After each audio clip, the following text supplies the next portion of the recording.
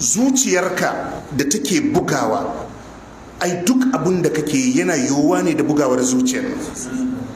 Idan mota ce ba za ta tuku ba in zuciyar ta tsaya, idan mashin ne ba zai tuku ba in ta tsaya, in bacci ne ba zai yiwu ba in zuciyar ta tsaya, in noma ne ba zai yiwu ba in zuciyar ta tsaya, kasuwa da aikin ofis ko sana'a ba zai yiwu ba in ta tsaya. So ka je ka tsaya ka kalli zuciya da aikin zuciya, a ce wannan aiki da take yi a gangan jikinka a mata albashi,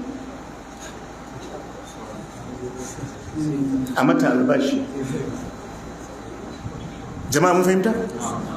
Zuciyarka aikin da take yi a yi mata albashi, abinda koda take yi da tace-tacenta duka a zauna ita ma kodar a mata albashi, hantarka a yi mata albashi, huhunka a yi mishi albashi, bladanka a yi mishi albashi, duka a yi albashi, a hada albashi.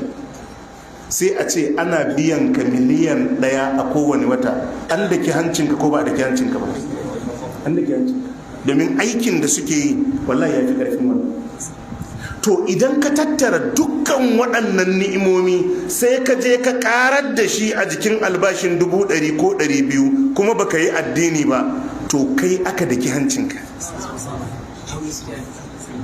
Domin ko aikin da idonka yake yi ba a biya ba, domin ran da ka makance za su karbi aikinsu, ran da ka kurumce za su karbi aikinsu.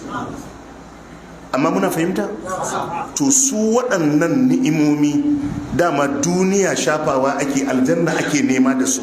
Amma in dai aka ce dukkan waɗannan ayyuka na waɗannan gaɓoɓi, mota ake nema ko gida, wallahi an daki hancinka ko ka samu, domin ba a biya rabin ɗawainiyan da suka yi ba, balle kai abin da kai.